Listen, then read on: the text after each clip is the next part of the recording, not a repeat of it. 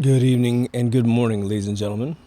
So, one of the areas that I study a lot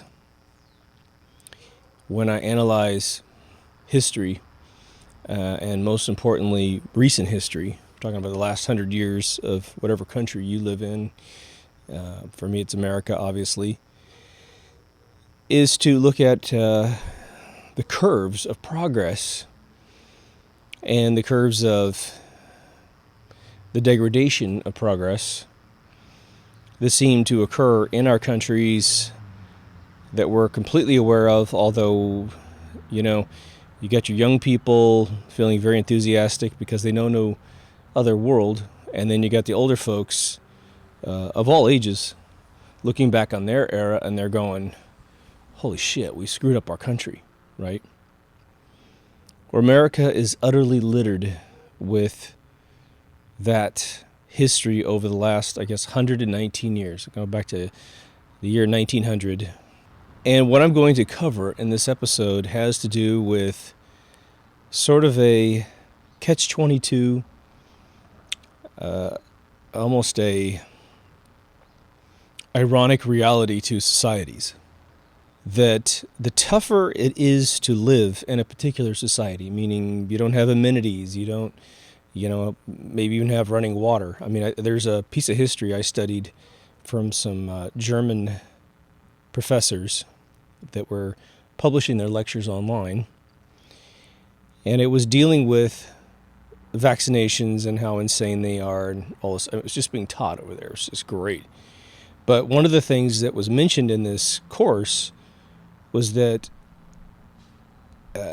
we didn't have running water in all the cities in America where people bathed regularly and cleaned themselves off, thus reducing bacterial cultures that grew outside and inside the body, creating things like polio and things that penicillin fixed eventually. And they said it wasn't until 1943 that we finally kind of got it conquered. Now, my mother was born in the late 40s, and she said that they lived on a farm in Kansas. And she said that she had 4 siblings eventually, but she was about 9 years old before they started showing up. So she had a good memory of life before them. And she said that my grandfather was a big farmer. All kinds of stuff, but that was one of his main staples when she was young, because he was a young man as well. And he would come in and they would fill the bathtub with warm water, which I think required trips from outside from a pump. And he would bathe first because he was the man. And he's the most filthy, of course. It's gross. Then his wife, and then my mom. It's like, Jesus, grandpa, grandma, my mom. And it just, was like she was trying to tell me how much better it was that we could just turn on the faucet, get hot water, and bathe, right, when I was a really young kid. But that story horrified me and stuck with me my whole life. Like, really? Didn't that seem stupid? Wouldn't it be the child who's barely dirty, then the wife out of pure respect, and then maybe both of them can go together until the kid's old enough, and then grandpa, dirty old stinky grandpa, goes in there and turns the water gray, I mentioned that example because we have a false memory or we have a false recollection of things we didn't experience, meaning we weren't there, and then all of a sudden we think we remember things that didn't happen, or things that we didn't personally experience because we've been told so much BS on television, from Discovery Channel to History Channel to any special you've seen, movies that portray the past. And it's sometimes incredibly incorrect. And that is going to get at the heart of why what I'm going to propose in this episode eludes us. Now, if you think about things, we have to set a foundation for the human mind before we get into this, because it's going to give you a paradigm to look back in your past and start sifting through what might have been more hearsay storylines and then things that you think you remember. So I was born in 1969, and so I don't remember 1969 very well. But sure enough, in the early 70s, I have recollections of the house I lived in. By the age of 3, I was having total memory recall of going to my daycare and chilling out and just being asked, how old are you? I'm 3. What's your favorite color? Purple. Yeah. So I have a looser memory of being, say 3 to 10. Of course, it gets better and better and better every single year. But then again, I'm only engaging reality as a preteen. I'm not traveling the world, technically speaking. I'm not seeing anything from a business perspective. Now, I go back and do a lot of questions to my parents and everyone I know. So I will sit and drill a person who's 70 on what it was like to be in the 70s and be in your 20s, right? Or your 30s or what have you. And so, but I'm taking that person's personal experience, trying to figure out where they lived, what they didn't see, and what they did see. Now, I've got a very good stash of friends that have traveled the world to extents that most people haven't. They've seen things that most people haven't. And so I've got a really good rounded perspective for my money on a lot of those events. But still, as much as I might have interviewed my grandparents about the 50s and 40s and 30s, it was more anecdotal kind of stories about, I worked at this store. I brought your uncle to work because I didn't have daycare and we didn't, we weren't expected to have daycare. You could bring your kids to work and they'd just all play in the back room or whatever. And so it has dawned on me that there's this gradient, that the further I go back in my life, whether it be through my own personal experiences, which are very significant, especially growing up in the Midwest, but the stories that you're told that formed those people that I'm going to start mentioning and start itemizing their skill sets, and according to me, they had this gradient that I am talking about, that I'm going to make this whole episode about, continuing as well. And it was that the death of the hero, the death of the male, doesn't have to be an alpha male. It certainly is not a beta male, but I'd say normal to alpha, if you will. It's in direct proportion to how tough it was to exist in this country. And by tough I don't mean, the 1800s when they're crawling across the country and fighting the natives and building cities, but there's a lot of truth to that as well. We can go back a little further than the 1800s to probably about the 1850s with some pretty decent accuracy. But like when my mother was born in the 40s, there were a ton of farmers in my region of the country. Lots of farmers, not just the couple farmers that exist today. All right, today there might be like 10 farmers for about a 50-mile radius off my hometown because they just simply acquired land, bought land, and they're the guys. They consolidated everything. But back in the day, you would have a few fields, and that was your whole, market cap for the year. But you also had some animals because you lived off the land. If you wanted eggs, you bought chickens and got a chicken coop. If you wanted bacon, you bought pigs, If you wanted to save some money on gas, you'd buy a horse. I mean, it was just all kind of factored into the way that they lived their lives. And I think all of us know, especially with these privileged fucking white snowflakes, right, that the more privileged you get / spoiled to death, you get your parents cutting you checks because they don't have any idea how to raise you or get you inspired because they're hanging on for dear life trying to buy the next RV or fucking boat on the street. That those kids are they really are cattle for the harvesting, right? There was an interesting special on North Korea. I can't remember exactly which one. Vice did a couple. There was one on North Korea where a gentleman went over, like an older documentary filmmaker. I think he was British, but he does the big orchestrated tour over there. And then he comes back to South Korea. And one of the first things he said when he crossed the border, because South Korea is, extremely modern, They are, they have more boy bands than anywhere else in the entire world, and they're just a really interesting, cool culture. That's where Psy came from. It's Gundam style, right? But this guy goes over there and he starts looking at all these beta males in South Korea. These sort of hybrid, you can't tell what sex they are kind of guys, right? And he looks back at the camera and he goes, if those North Koreans ever came down here, they'd wipe these fuckers out in one day. And his comment, it's something to that effect, but his comment is, these kids aren't hard. They couldn't possibly engage in a war. They couldn't defend themselves. And that was his comment. Now, it's obviously unfortunate that you would ever have to say we got to keep males being super strong so we can fight wars. I mean, it's a sad reason to be everything you could be. Let's just put it that way. Unfortunately, in some cases, it's necessary. It'd be interesting to see how many people we would hate if we could get rid of all the bankers off the earth. Wouldn't that be interesting? Monarchies and fucking politicians. Or people that whose job is to go to war, right? But this episode's going to be more subtle than that, right? When I grew up in the 70s, and you wanted to have an extension on the side of your house, you did it yourself most of the time. You wouldn't necessarily build your house, but then again, about 1 in 5 guys in my hometown could and did build their house.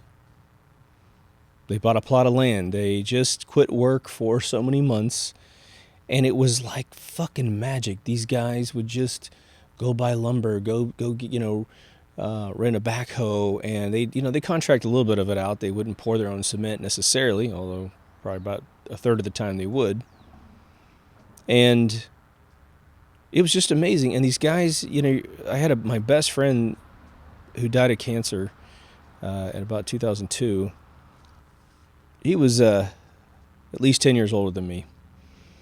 And he was just a man's man. His name was Keith, and he was just the coolest dude. And the funny thing was, I worked with his wife at Walmart as a young kid, and she invited us, a bunch of kids, over to do something, eat a picnic or something. And the first time I met him, he had been driving a truck all night, and I walked in the room and woke him up, and he was like, "What the hell are you doing, man? This is really funny." And then I grew to be really good friends with the guy. But the dude could do anything with his hands. Like, he had old Harley Davidsons from the 30s that he would restore in his garage. He'd buy an old pickup and just fucking restore the thing. But before all that, he built his gigantic garage with all the tools in it.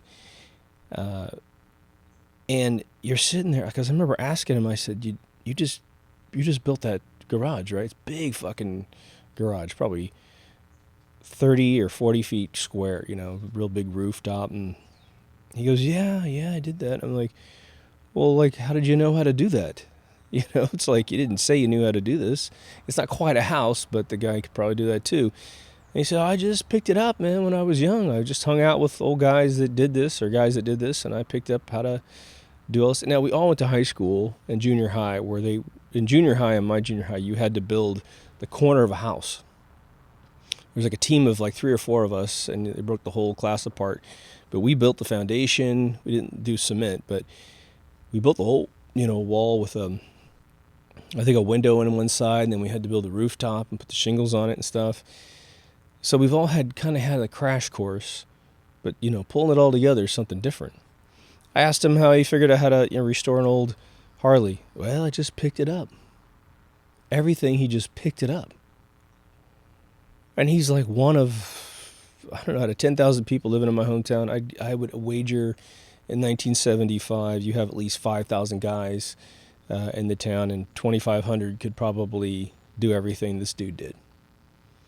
One of my great uncles, we used to drive around the town, and they were like, "Oh yeah, Ralph built those 5 houses there. He built that whole street right there. He built the house he lives in." It's just like, oh, that's cool, man. And you, as a kid, when you hear these things, you suddenly lift your ceiling of what you can do in your own mind. And my family, again, was really big on genetics. They were like, look, if we work really hard and make our brains more intense, then when you're born, your brain will be more intense and more dense, and then you do the same thing. so your kids have denser brains, and it just will help out the whole way, right? There's not a necessarily a predisposition for your genetics to be smarter.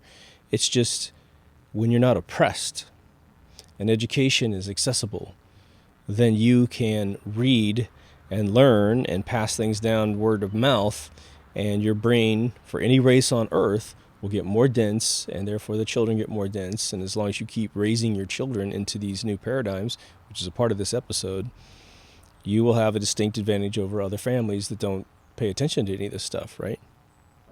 But in the 80s was this, not necessarily for little towns, but for big towns, it was a sudden transformation of change your own oil to go get it changed at Jiffy Lube because it's super fast, right? And, they do a good job, most of the time, unless you just have a really bad branch. And so,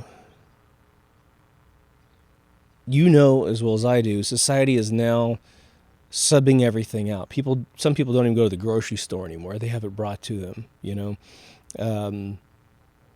We have a lot of fast food that's replaced the whole idea of buying ingredients, bringing it home, cooking it, making the cooking experience a family experience, and then setting up the dining room table, sitting together, learning about your days, which is important to communicate with your family members because it develops a rapport, it develops a connection, such that when you need help, you're like, I'm reaching out to my mom, I'm reaching out to my dad, I'm reaching out to my little brother or whatever, because I know them. We have shared all these different trials and tribulations together at the dinner table, and so therefore we know each other. And if the conversation goes dry one night, someone will just reach back into history and start telling stories. My father and I, in the summertime, used to have my friends over, and we'd play hearts, the playing card game. And while we're playing, my dad's telling stories. Then we get really bored of that, and he'd just get up, sit up, lean up against the counter in our little tiny, maybe 10 by 10 kitchen, and he'd tell me story after story after story about him being a young guy in the 50s and the early 60s, and how they broke into the high school to get answers to a test. They used to go in and take the tapes that were language tapes, and they'd record a bunch of dirty words on them, so the kids would come in and they'd all laugh and they wouldn't tell the teacher. But just all kinds of wild stories. And because we have had that culturally stolen from us, you're to eat out all the time, right? I am horrible at this, right? I mean, I like to be in a real communal process if I'm going to eat, and my friends are so busy, it's really, really tough, right? It's a bummer. Now, I mentioned the No Country for Old Men concept, and for any of you who are really young and you just have heard that and you're not quite sure what the hell that means, just a super fast recap.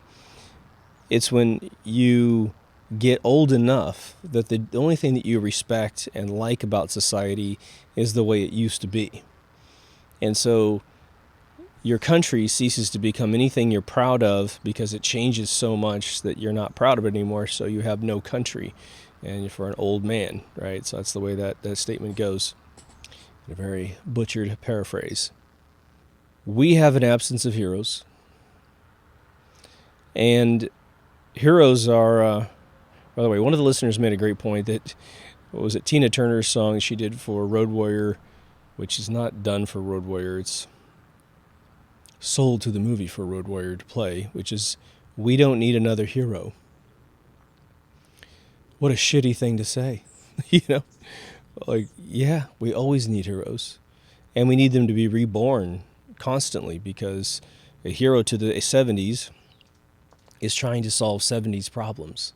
Hero in the 80s tries to solve 80s problems, right? And so you need new groups. And because culturally speaking, we unfortunately like to listen to our own race tell us what to do. You need a black hero for a black culture, a white hero for a white culture, an Asian hero for an Asian culture. Very few folks want to listen to someone else tell them what to do, right? And I would assume that in a magical world, the heroes themselves are are heroes enough that they could talk to each other across those racial planes and hopefully come to agreements about how to keep us all loving each other, etc., out of war, right? But I've never heard it said. Maybe it's said. Maybe there's 10 books on it. I don't know. But the softer a society gets, the less we have strong personalities to guide us within our own cultural, groove. And America, I put in one big cultural bucket. We are the quintessential melting pot of the planet. Of course, recently the EU is trying to catch up there and surpass us, so they may actually end up doing that. But the other thing that disappears is are the group of people that would dissent and say that the emperor has no clothes on. It gets replaced by, obviously, serfdom, folks that are just looking for the next socialistic handout.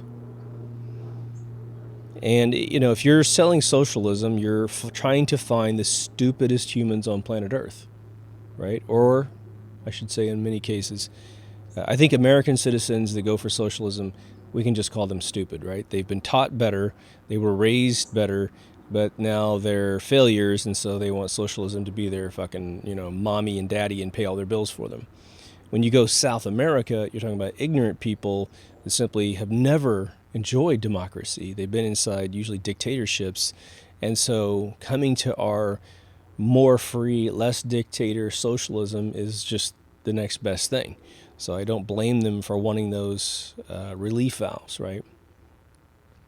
Which again, always relates back to education, education, education, right? If you want to change the world, you got to figure out how to speak another language and push your message into those regions of the world in the form of poetry, song, movies, well-written blogs, nicer responses inside conversations, right? Instead of saying, you so-and-so racial slur, you are so stupid, da-da-da. So they run away from your comments, right? Like, well, I hate these assholes, right? So here's the question, which is, if we learn conclusively, and I think an anthropologist or sociologist could prove this in a week's worth of analytical data analysis, which is, if you brought in the metrics for the average income, the average services that were provided to an individual or a family, how many services those individuals in the past actually owned in terms of I got my own water, I changed my own oil on my car, I built my house, I painted my house, I mowed my own fucking lawn, da-da-da-da-da. The quality of life goes up for that society, right? There's a saying that's going around, and our president recently repeated it. He certainly didn't write it. But I think most people know that when you work really hard during a day's cycle, at the end of the day, you are so absolutely satisfied with your life.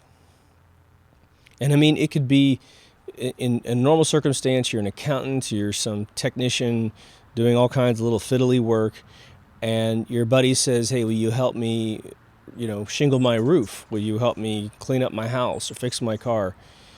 And you kind of don't want to, but you do it anyway. Maybe you get into that manual labor thing. But you get up there and you work your ass off, and at the end of the day, you can look up at that roof, look at the side of the house, and you're like, man, it looks so much better, and I did that. I did that with my own hands, and what I found out is, to the degree you've never done it before, you feel even more intense. And so when you hop in your bed at night and you're just sore, you got a couple more days worth of work to go, you feel so good, and that's why everyone working is better than anyone standing around waiting for a fucking handout, because the second you have to grab a handout, your self-esteem goes down a little bit. Not if you're a little bratty kid in America, but the triggers that develop in these kids who have to grab money from mommy and daddy constantly because they won't get a fucking job is that they simply cannot do any of those things for themselves. They've been so coddled, right? The other thing that I remember as a kid is when remarkable things needed to be done, the men and women didn't complain, they just did it, right? I don't know if I ever told this story. There was my grandmother was probably about 74, and she told me to come over for lunch. Again, tiny little town, no problem. Got over to her house, and the front door's locked. I'm looking in there, and it's like, yeah, there's some table setting going on, like some stuff on the oven. I'm like, okay. So I go around back, and I'm looking around. I can't find her, and I'm trying to get in the back door. It's locked. It's like, Jesus Christ, what's going on here? Maybe she had to go to the restroom and got freaked out. In our hometown, we just don't lock things till nighttime, right? And so I'm walking around, and I hear her voice call out my name. And I'm like, yeah, where are you? You know, she is like 20 feet up in this tree clipping some branches. 74 years old in polyester pants with a polyester blouse on and just up there climbing around, you know. And she wasn't crazy. You know, she's the most lucid woman till the day she died, man. And she just rappelled down, and she's also a petite woman. I mean, she's probably about 5'6", somewhere in there, but just totally proportional. You know, she's not some rough, tough Grizzly Adams wife. But that set a bar in my brain. What you can do at 74 all of a sudden went way up. Well, now, what if my grandmother was completely taken care of her whole life, right? Checks cut everywhere, left a huge inheritance, just, you know, bring me my tea, ring, ring, ring with the bell, right? Do you think she would have ever climbed up in that tree? Hell no. She probably wouldn't have done any manual labor. And then what would my ceiling of what I can do happen to me? Oh, well, I've got to earn enough money to have people that I'm going to suddenly call peasants take care of me. Not my family. Doesn't work like that. Doesn't work like that for most of us, right? My dad's best friend, he had a station wagon. It had an engine that was just... In fact, I think he purchased it. He went through a bad divorce, and his wife got a lot of the money, and so he had to buy kind of a shitty car. He bought the station wagon, and it ran, but it ran poorly. So he goes, you know, hey, Chuck, can I use your garage to rebuild the engine? And my dad's like, yeah, sure, whatever. And so he backs this thing in, and it's just... because my dad has all the tools at the time, you know, big giant Craftsman sets. And so I just got on one side of the car, between the wall and the car, about a foot, and I just sat and watched this guy tear this engine down, right down to the cylinders. He was replacing O-rings and all kinds of stuff. And I'm just like, what's that? What's this? What's that? And he was just having a blast explaining everything to me. But what did that teach me? Well, you can learn how engines are at work and replace them yourself. Obviously, on today's cars, it gets a lot more complex, and they did that to stop guys from actually being able to easily open up engines. You know, they'll put parts in places that are a pain in the ass just so you can't get your screwdriver in there to, you know, or your ratchet or whatever in there to get the engine open. You had to buy a special tool at like $500, right? I watched my dad rebuild a Mercedes engine once, and literally in 1979 he had to buy a tool that I think was like $130 to go down and around this little curve to undo this screw. Now, I'm just going to throw a few more examples out where I personally did things I never thought I would do, which set the bar for me, right? And you guys have your own stories, right? We had a big hailstorm move through my town. It was like 2 or 3 in a really short period of time, but the hail at one point was, as they say, no exaggeration, baseball size. In fact, I think some were softball size, but it just blew up a ton of windows in the town, like thousands of windows, broke windshields, destroyed cars. You know, these poor dealerships, we had like 3 or 4 car dealerships in the town, and just imagine every single car just pitted by these things. And so now we have insurance claims coming in for, I don't know how many houses are in my hometown, but it's got to be several thousand. Now they're all filing claims. And I have to say, some of these impacts on these roofs, I mean, it looked like just some of these things were probably damn near 6 inches in diameter, the impact on these things. But my dad and his buddy were just kind of sitting there with some time in the summertime, and they decided to go ahead and start taking these rebuilding contracts. And we must have replaced, I don't know, half a dozen roofs before the summer was over. I'd never done a roof before. But here I show up. My dad's like, hey, why don't you show up and, do some stuff? I'm like, okay. And you're carrying these 75-pound bags of shingles up this rooftop when I probably weigh about $130. But he learned me, he taught me. He taught me how to, snap a line and start at the bottom and work your way to the top, how to overlap the shingles, how to do corners, how to do the end caps across the top, how not to walk on your work, how to bring sunglasses every day. So I forgot them on the very first day and had an eye twitch for probably a month and a half afterwards from squinting. But it was hard labor, not stuff that you normally sign up to do, but I was nice and young. How my father and his buddy did this in their 40s, I will never know, because it was like probably 95 on the ground and about 130 on the rooftop. But that set the bar. And I came to California, and I didn't have to do anything because everything was an amenity, There was a service for it. I did change my oil for 2 or 3 years. But eventually I just stopped doing that because it became illegal. It wasn't illegal for you to change your oil, but one, there's no place to do it around here because all the driveways are slanted and the streets are curved. And so you're just, if you spilled oil, you were in major trouble if they caught you. Lots of fines and stuff. So it just wasn't worth it.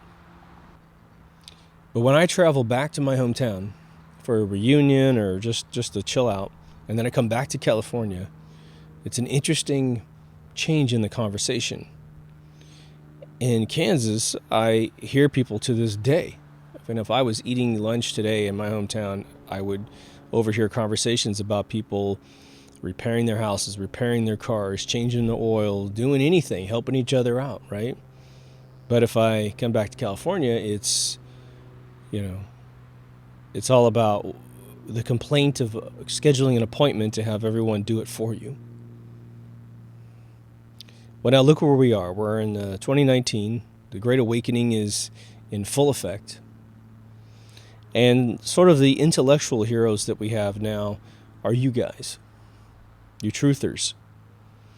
You haven't suffered necessarily slings and arrows of what the settlers had to go through in pioneering the West. You have suffered the slings and arrows of their offspring allowing America to be duped, or Europe, or wherever you live, being duped back into tyranny. The kings and queens who should be long gone still preside over the world. There's a story of this family called the Pessours, and I'll probably end up doing an episode on them. It almost seems like hard to believe. Again, the movie Usual Suspects had a character called Kaiser Sose, and for those of you who know what that means from that movie, if you haven't seen Usual Suspects, you have robbed yourself of one of the best cinematic experiences, although it does have the boy toucher Kevin Spacey in it, but it's his finest work ever. But, the Rothschilds definitely have a lot of pictures and a lot of history of their existence. So we think they exist. We know all the kings and queens of Europe and England still exist. And of course, they've duped the people to worship them. And because they own the press, they make sure that they are worshipped on a regular interval. How many of you really fucking care about the kids coming out of the Windsor family? I mean, you don't wish them any harm, but, who cares? So you're having a fucking kid. Big fucking deal. I don't need to read it on the front page of the fucking news. Your kid's no more special than mine, right? In fact, I bet mine could outwit yours any day. Why? Because they've had a harder life than those other kids, right? And that creates knowledge, which becomes wisdom, which becomes power, right? It used to be, when I grew up, you'd have the majority of the kids had their families all together. Mommy and daddy were still married. which is great. And then around 1980, just like clockwork, when the feminist movement moved out, when credit cards rolled out, when the me generation, turned a bunch of people into yuppies, you have a explosion in divorce. TV writers, TV shows were all about divorced couples and just the hardships of this is just the way it is, man. Nobody's families on TV were married anymore. But in the 70s, it was all 8 is enough and Happy Days and Leave It to Beaver before that and Brady Bunch before that. It was like everybody was married and everybody was going through their hardships together. But in addition to all that, they were starting a lot less shit in their life too, so there was a lot less to deal with, right? You didn't buy anything unless you could afford it, right? So by the 90s, in America, you have nearly an 80% divorce rate. I mean, if someone's married to someone, it's their second or third spouse. And by the way, I'm not knocking you if you've been divorced by any stretch of imagination. It was bred into us that our standards are much tighter now, and if anything goes wrong, a lot of people just divorce immediately because they're so terrified of it getting worse and worse and worse, and they fantasize in their brain before they allow the situation to mature and perhaps heal itself, right? But now we have a bunch of kids that were born in what they traditionally call the broken home. That was my situation as a kid. What happens when you lose that family unit? Well, one of the parents is going to have to work to pay the bills. Well, if they're working, then you're not going to see them that often. If you see them, they're so freaking tired, there's a limited amount of engagement. For anybody who didn't have that and you had a single parent, then you should call your parent up right now and say, you were awesome, and you still are. Because it's really hard, right? But now we have millions and millions of what I like to call mutts. That's just like me and some of you. We have been abused by the system. We have started our careers well into the boom and bust cycles that are now they literally started, I think, when George Bush Sr. crashed the economy hardcore. Now, we had plenty of recessions before that, but, it wasn't so cyclical. Jimmy Carter's problems in the end of the 70s was not because they were trying to hurt the citizens. They were trying to get rid of that guy by hurting the citizens, right? The fake oil embargo, the Iran hostage situation. They just made him look as horrible as possible, getting him out of there as quickly as possible. The savings and loan scandal of the 80s was horrible, but it didn't take money out of anyone's pocket. It just was this thing we knew happened. We knew that the value of our money was probably reduced because of the inflation that was created to repair that problem. But people had jobs. It was the roaring 80s, man. I mean, in American history, the 80s are probably one of the most prosperous, war-free decades we have ever had in history. Because even in the 50s, you had the nuclear scare and you had Korea, the police action that was actually a war. So for a while there, the mutts, the brand new tribe of mutts, which would be, I would consider myself a kid of the 80s. However, my life started in the 90s fairly quickly after I got to California. I was here 3 years, and then it was 1990. So I'm growing up in this world, and I was fortunate enough to have really high-paying jobs during that time, so I prospered like a mofo in that era. But I definitely had friends that weren't doing as well. And when you get beat up, what happens? What doesn't kill you makes you stronger, right? Well, a ton of us got really strong.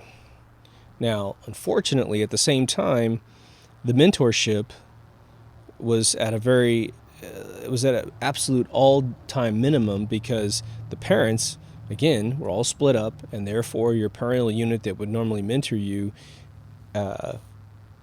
is working so hard that they can't see you half the time, right? Or, like in my case, I moved away from my hometown, and within the first year, I was so beyond anything my parents had ever experienced in their lifetime that it wasn't their fault. It was that they would listen to what I did for a living and just was like, okay, that sounds great.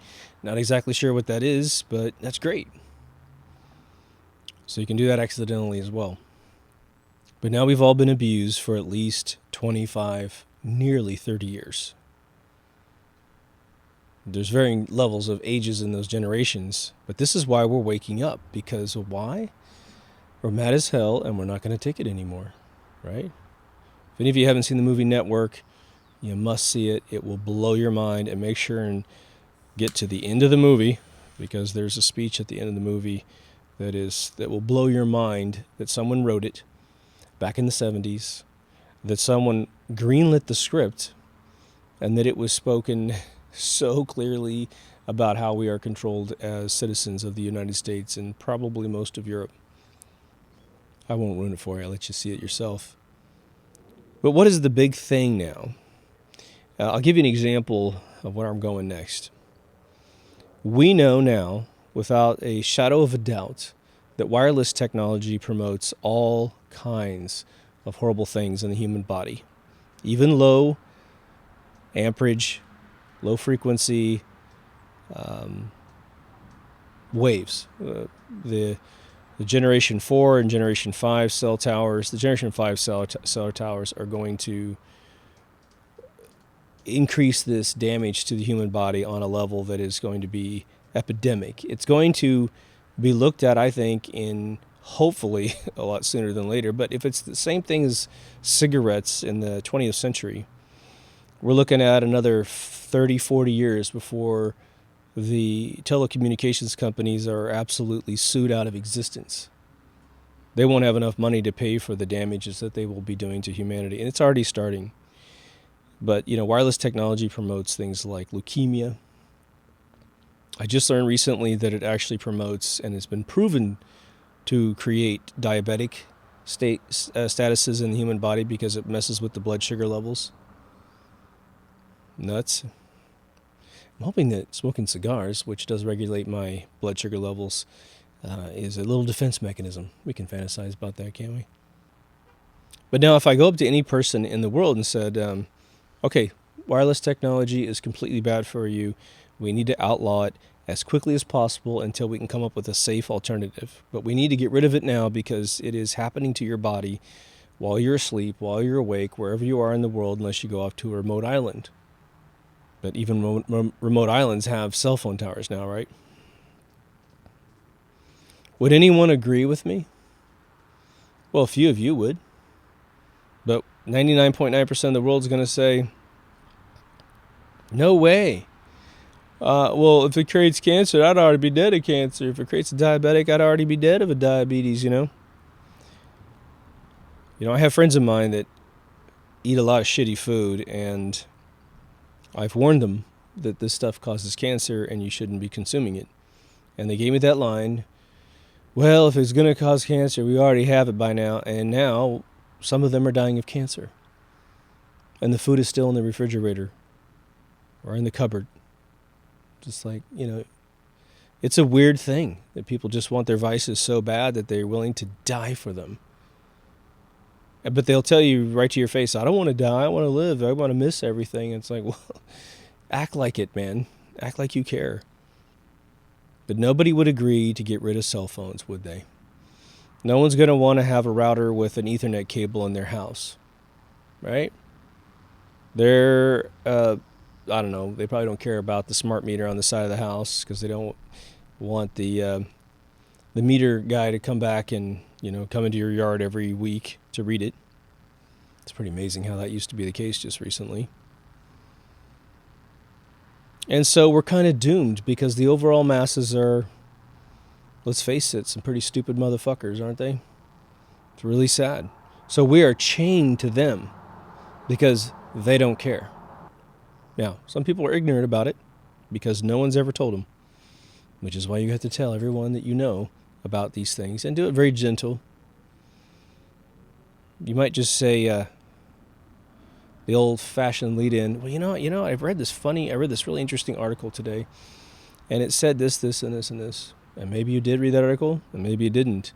But what do you call watching a YouTube video where you're looking at science journals being read that are admitted and peer reviewed? Same thing, same quality of data, right?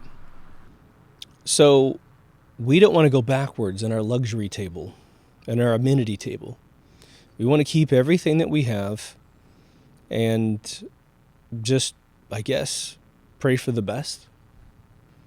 In California, there's this big thing about, well, I can say right now, I don't know a legal American-born, I would say Caucasian to make a better example out of it, that mows lawns in California. Now, I actually have one neighbor that has his own mower. God bless him, right? But even I use a family.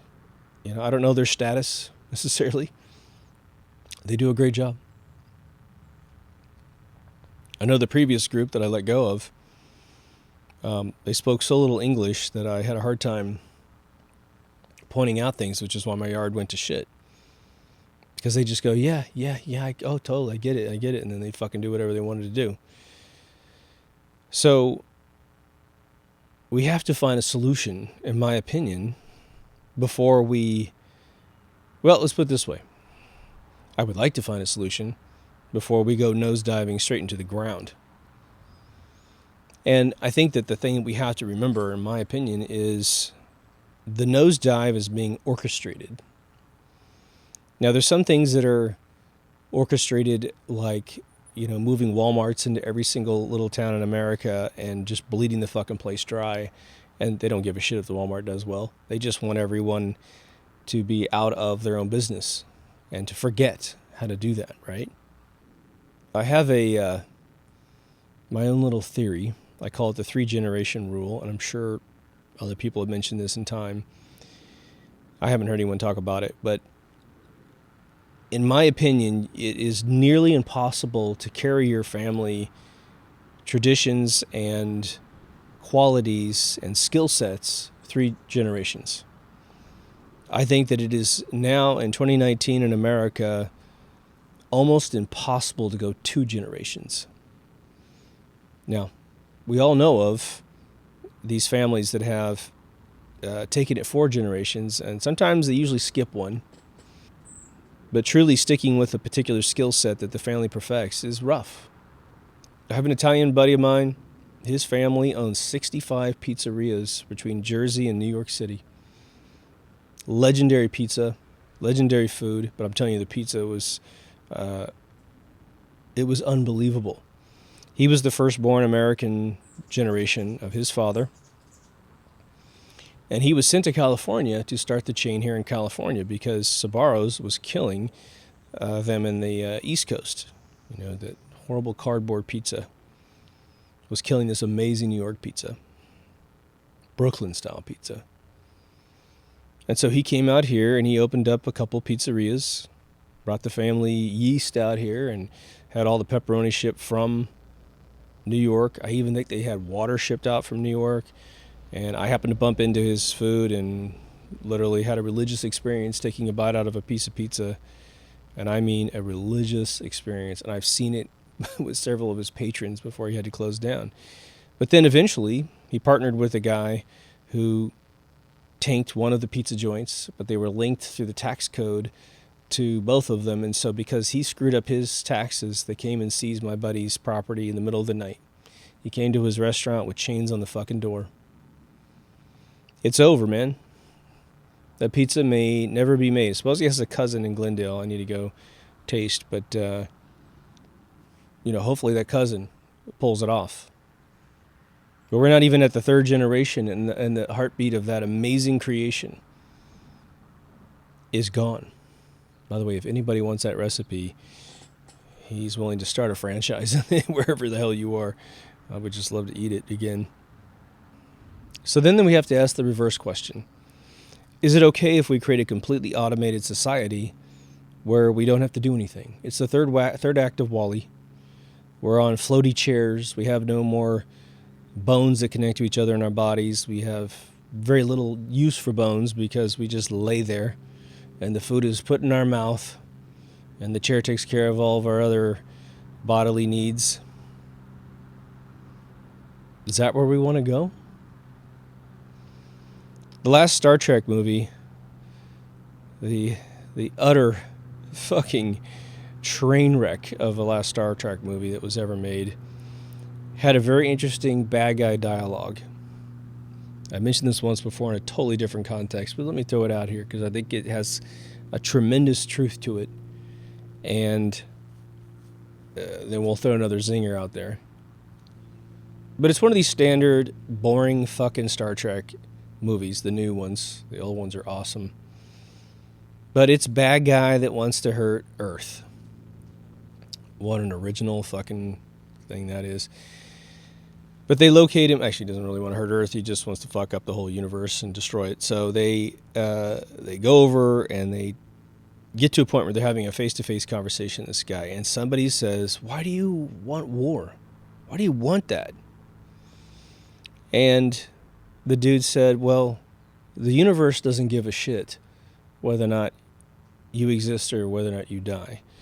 And if you don't stay strong, then you're going to be wiped out by somebody else who is more barbaric and wants what you have. Or the universe will just tear you apart." And so what he was saying is, he goes, if you get too many amenities, you're going to get weak. If you don't fight enough wars, you're going to get weak. Your troops won't know how to fight. It's all theoretical. Now, thank God with virtual reality systems, not all the ones where you have to wear big giant goggles on your head, but other systems that are being developed, we can keep our soldiers trained without having to actually go to war. But nothing's quite like shooting another human being, right? You're taking someone's life. That's got to be way different than a little digital character. Now maybe artificial intelligence will catch up and they'll be able to simulate a really gurgly death and the soldier will actually have some remorse for a virtual kill. We're not there yet. So I think there's a tremendous amount of truth to hardship creating a better life. That's sinful to the guy in the capri pants trying to get his latte, right? They can barely handle getting their order wrong, right? So now let's look at the world.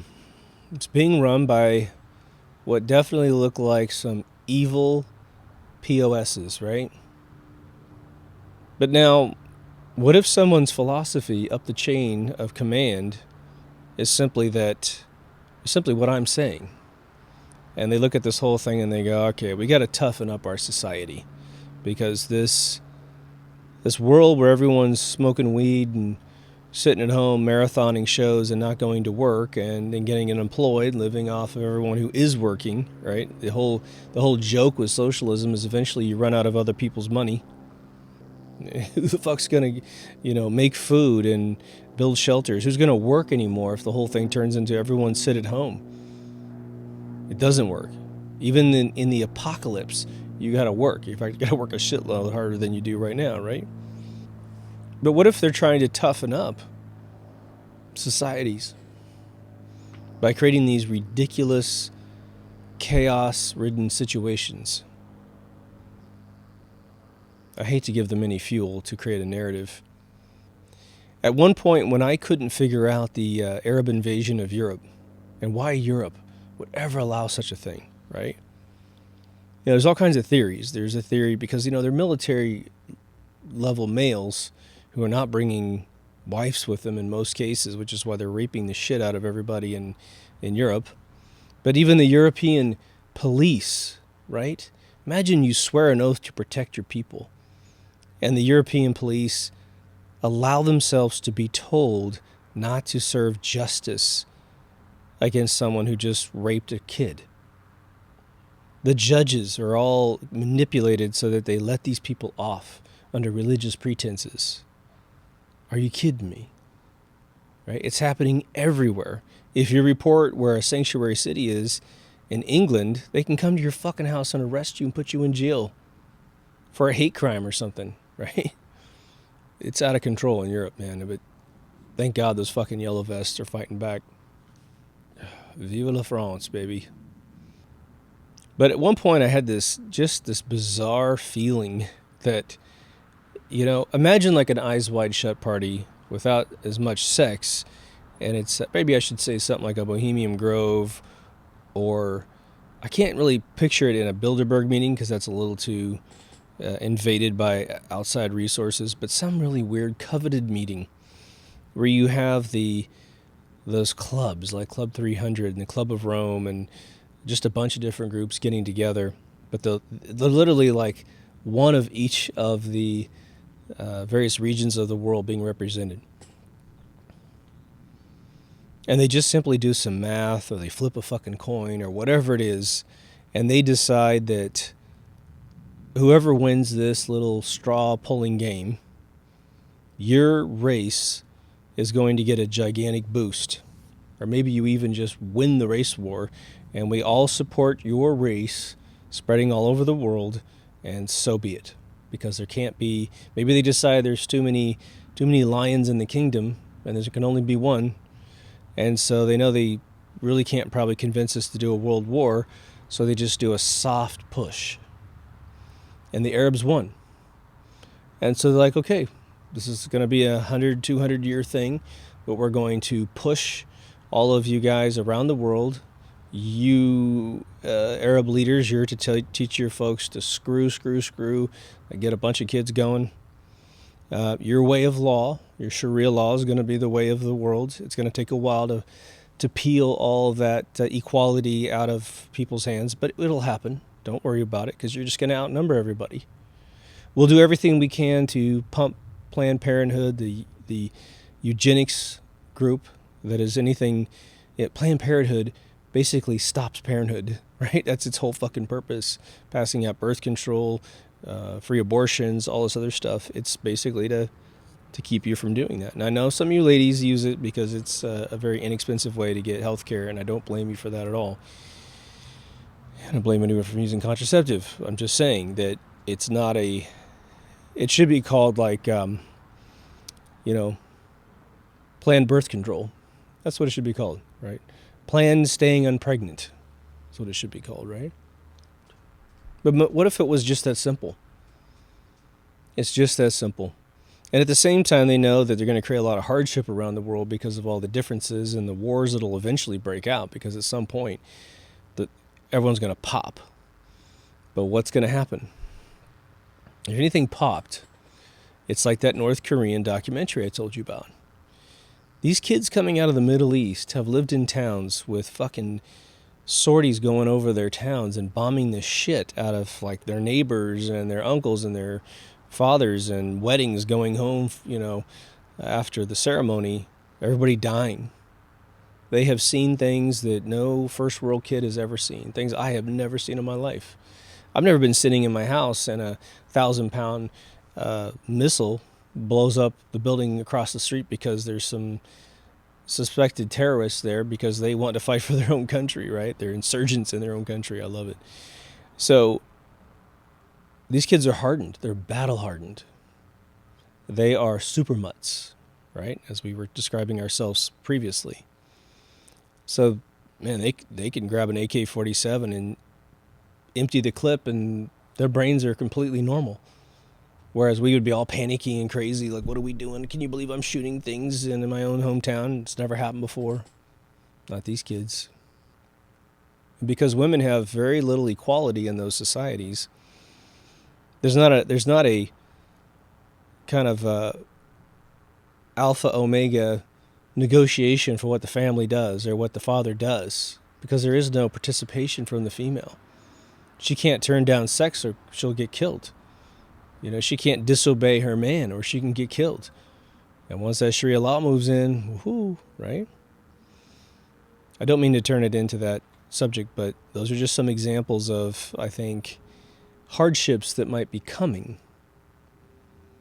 We know that there's a lot of European families that are already feeling that hardship. They worked really hard to create amenities and protection so that they wouldn't have to have armies. I mean, you realize that most of the countries in Europe don't have armies. That's why they want to pull in the EU army, the blue helmets or whatever it is. But now, what if you're a new family? You're a parent or a soon-to-be parent, or you want to be a parent fairly soon in your life, and you're listening to this show. Is there something that you can do to make your family more resilient against this formula? Well, I would say, one, stick together with all your might. If your relationship goes through super hardships, I found it very healthy to sit down when times are good and say to your loved one, well, what do you think we would do if this happened to us? I got laid off in the middle of the night or whatever, and we have to live off unemployment on my end of the game, and, hardships. What if this happened? It'd be really hard to say, what if I slept with somebody else? But sometimes that happens too, and families survive. The idea is that a lot of families can start doing things for themselves that are amenities in your world. When I was a kid, my aunts would make their own clothing. I think I've said this once before. I used to hang out with my aunts because I had a ton of them. And it's funny, I hung out with all my aunts at the same time, and my uncle, who was their brother, one-on-one. It was really funny. But we go down, and they'd pull out these patterns. They'd have like pictures of what clothes would look like, and they buy the pattern, and we buy the fabric. And that was a cool thing. You got to buy a pattern, you got to get your own fabric, and then they'd pin it all down, and then they'd cut it out, and they'd start sewing it all together, and they'd have a new outfit for the week that they built with their own hands. Was it as good as the stuff in the store? Sometimes it was way better. Just depends on what they were making, right? And whether or not they'd made it before. But boy, they kept getting better and better and better, right? I mean, what if you went to a party, and it's fairly difficult for men to do this, but you go to a party and you look better than anyone else, and you made the clothing? Ladies, wouldn't that just be awesome? And no one's going to have this clothing at the party because you made it yourself. Where I am in this Southern California region, and LA all the way down to Orange County, there's a lot of cosplay because I'm in and around the video game industry, and there's a lot of girls in the industry now, thank God. And I'm friends with them because of the gaming industry, first of all, and then I see them making their cosplay outfits. And it's unreal what some of these girls do. They create stuff that's like better than any Hollywood movie outfit I've ever seen, or as good as at a minimum. But now, the other thing I see out of their Instagram accounts is a lot of other things that they do. They get involved with art projects, and the husbands are doing the same thing. If they want to dress up like a knight in shining armor at the next cosplay or Comic-Con or some Renaissance fair, these dudes will run out and create their own armor, right? We used to have a listener who dabbled in creating armor. It's cool, There is a movement in America and Europe. I don't know how far it stretches. Hopefully it's global. But it's the Make group. A lot of you know what this is, but for those of you who don't, it's simply called Make. There's actually a magazine and a website for it. But you call yourself a maker, and it's teaching kids of all ages, of all genders and everything, that they can make things. And a lot of it has to do with robotics. So the Arduino circuit is a really cool $15 little IC board, and you can buy regular chips that go into your television set, sensors of all kinds, light sensors, sound sensors. You can put speakers on it and voice synthesizers and Ethernet cards, and for like $100, you get a little starter kit, and you are creating real stuff. A bunch of people are replacing items in their house. They're replacing their garage door openers, their sprinkler systems, their thermostats. Instead of going down to Lowe's or Home Depot and paying $180 for some digital, Bluetooth or wireless thermostat, they're just going online, looking up the recipe, the little schematic for the Arduino version of it, and you get little teeny tiny Arduinos too. Once you figure it out on your big board, you get the little tiny microscopic one. It has the exact same components on it. They're just miniaturized, and then you can buy your own case and do whatever the hell you want to do. And the features will be exactly what you want it to do. And you just type it all in, and you end up learning how it works by doing it, right? They give our president a bunch of bullshit, for having had his own television show on TV. And I mentioned this once before. He's written, at least 3 books. One is a joint effort with Robert Kiyosaki. But he had a television show. And he gets a bunch of shit. Well, we got a reality television show guy for a president. This is obviously spoken by someone who doesn't get it. But what they don't get is that the books were all geared towards your financial success in this world. To say, I don't want to be the only rich guy in town. I want to be entertained as well. So I want you to succeed. So I'll have something to look at when you're leaving my towers and going off and being entertained, right? You do your job, I'll look at your job, you look at mine.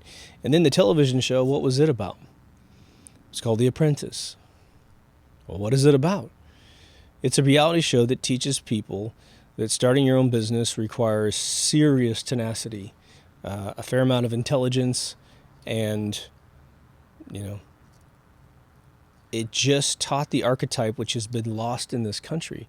But now what's interesting is, before he brought any celebrities on to try to jack up ratings, people were furiously fighting to be on this show in the citizen pool. Well, some guys were off trying to get it in Survivor to prove that they had physical capabilities to exist in the wild, which has its own allure, right? It's going back to the Stone Ages and succeed. You got to build your own shelter, hunt your own food. It has its own benefits, right? But financial success is really, really tough. Making money is hard. And if it wasn't hard, everybody would be rich. And so again, when you ever ask an investor for money, that's probably a really smart thing you should open up with at some point in your beginning sentences, is to say, look, I know that it was very difficult for you to make your money. And I know that it's still difficult for you to make your money. And by me asking for your money, please understand that I respect the path that you had to travel to get every single dollar that I'm asking you for. And so I'm not willy-nilly saying you're rich, you should be able to give me money. You'll succeed a lot more in your pitch meetings if you have that one little quality in your understanding, right? But now we have Shark Tank. Everyone's fighting to get on that show so that they can pitch their idea, right? Works like a charm, baby. So what do I want you to take away from this episode? I want you to understand that there's a direct correlation between the prosperity and happiness of a culture and the level of difficulty it is to live in that time. It is counter-instinctual for us to want to go backwards in our amenity table. But if it's at the cost of turning into those characters in WALL-E, that was portrayed in the movie as a cautionary tale. They were showing you these lazy, fat people and these floating things, these floating chairs, to warn you against ever turning into those people. Now, let's imagine we didn't quite get all the way to that movie, because that would be ludicrous. Mankind might even cease to exist. We'd be a bunch of Daleks, right?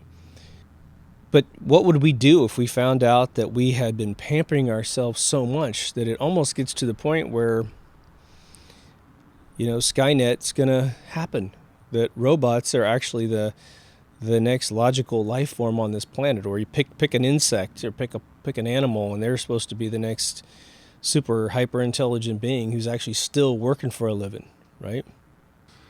It might be very interesting for all of us to do a little inventory on what we were having other people do for us and start trying to do it for ourselves.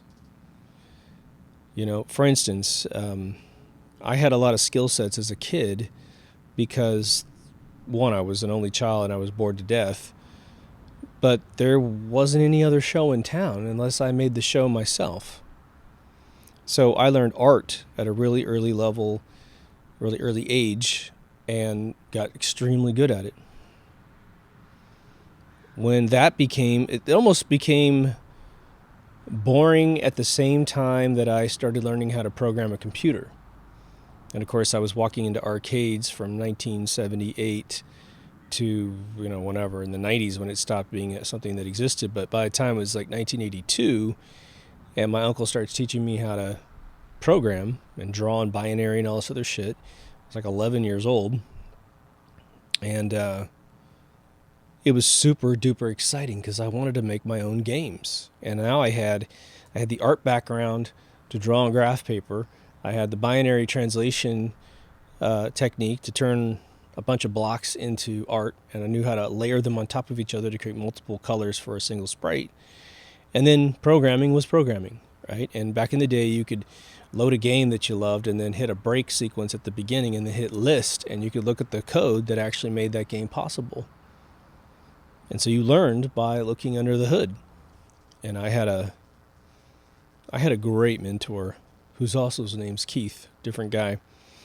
I have to leave out last names for the sake of them getting angry, but I'm sure he would take it as a compliment. And the funny thing was, I looked him up 20 years ago, and I was living in the Bay Area. We're both from Kansas, Chanute, Kansas. Turns out he lived in Fremont. He lived 10 miles from where I worked. Unbelievable.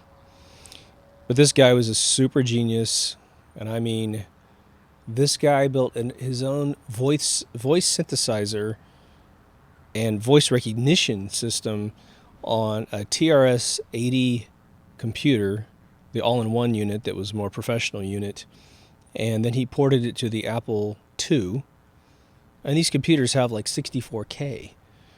And so he had it all on floppies such that this thing would learn your voice, and it was like, this was phenomenal. And I told him, I said, look, I want to create games on the Apple II, because I just got access to one. And he goes, okay, if you're going to do that, then you're going to want this sprite editor. And I'm like, really? And he goes, yeah, you just launch the sprite editor, you draw your asset, and then you save it, and it becomes a sprite in this little grid in the disk, and then you read it, and then you can move it around the screen. It's all black and white. But I immediately started creating a little Tron game for myself. It was super cool. My father was into Heath kits. And for those of you who don't know what that is, you would buy a Heath kit for a particular electronic component. So you could build a television, a power amplifier, anything that they sold. And you just get all the parts in a schematic. And you'd have to get your own solder and soldering iron and follow the schematic and solder everything down to the boards and put each board in and then wire it all up, put your buttons on the front and everything. And it was an amazingly high quality product when you got done. It wasn't as gorgeous as professional products out there that spend a lot of money on the finesse of the outside, but in watching my dad build Heath kits and asking enough questions, I started learning electronics. So a couple of years later, he realizes he had to replace a belt kit on his VCR. And VCRs, for those of you who don't remember what those are, they had a lot of belts in them, just pulleys that made things turn around. And they would always get loose after a while, and then your screen started, the picture would start looking weird. And so he ended up telling everybody in the town, if you need new belt kits or repairs on your VCR, just send them over to me and I'll fix them for you. And so about 80% of the cases, it was just a belt replacement. But here I am in high school, in junior high, doing some of the belt repairs, right? And then we started having severe injuries to VCRs, people who had smashed them with their fist and shattered the motherboards, and then we created little jumpers across the cracks, and believe it or not, the damn things would still work. So I had this fundamental knowledge of electronics, and then I came to California. I enrolled in this correspondence course, robotics correspondence course, which I did for a couple of years, and learned all the basics about, how electrons move through circuits. So all these components that I've been staring at, that I didn't know what a coil did, a capacitor, a resistor, a diode. I didn't know what these things did. And then I started learning how those worked. I got involved with computers soon enough early enough that I just understood the anatomy of what it takes to run a computer. All the little chips, even though I didn't know exactly what was inside, I knew that chip's a sound chip, that's a digital signal processing chip, it's the CPU, blah, blah, blah. as things miniaturized, now I look at it and I go, oh, wow, that's that old chip. Look how teeny tiny it is. And you look at a cell phone circuit board and you're like, geez, unbelievable how teeny tiny these computers that are like, again, up to 1,000,000 times faster than your computers from the early 80s. It's now just in my hand, I mention all those examples so that you guys will start seeing perhaps your own past where you've actually dabbled in making things. You've dabbled in hands-on. Instead of buying the solution, you bought part of the solution and you finished it yourself. But overall, the heroes disappear with amenities. And heroes, I want to put in another word because it's actually what I wrote on my phone when I put this topic in. It has to do with bravery as well. It's no mystery that the guys that join the military in the United States of America are our alpha male contingency. They're the natural-born soldiers that are willing to die to protect their country. And that's not every single soldier. Some of them just need money to go to college or something like that, or they had nothing else that they could think of. But those are really rare people, and they end up usually turning into, great men and women, and they live a better, more organized life because the military gave them structure, If you needed to change your country and you needed to arrest a bunch of criminals that exist, that they're responsible for dozens, if not hundreds of deaths. Anyone who gets in their little social circle, if they don't go along with everything, they end up dead. We know who these people are. We need to apprehend them. We need to charge them in a due process situation. Make sure that we're right about our hunches, right? Using evidence and what have you. But if we don't have any brave individuals, because society got so pussified, then what are we going to do? But these folks who are my age revere their parents. In fact, today, because they can see all the GMOs and horrible food, cancer-causing foods, they know their parents were way ahead of the curve. Because in the 70s, you didn't need to say, hey, may I please have the organic food and not the GMO food? There were no GMO foods. There were hybrid foods that we made, but they weren't genetically modified to not procreate, right? In the end, I think that as a parent and as a sentient human being, you want to be as self-sufficient as possible, right? And let me throw this at you while we're on this point before I close off here. How many of you enjoy watching shows like The Walking Dead? You like playing video games like Fallout? Because a part of you says, man, I'd like to live in that world. Not to be eaten up by zombies or anything, but to just have the ability to test my skills. Could I survive in this situation? What's the whole Survivor show is all about? It's that allure of, could I do it? I think I could. Let me try to apply to the show, blah, blah, blah.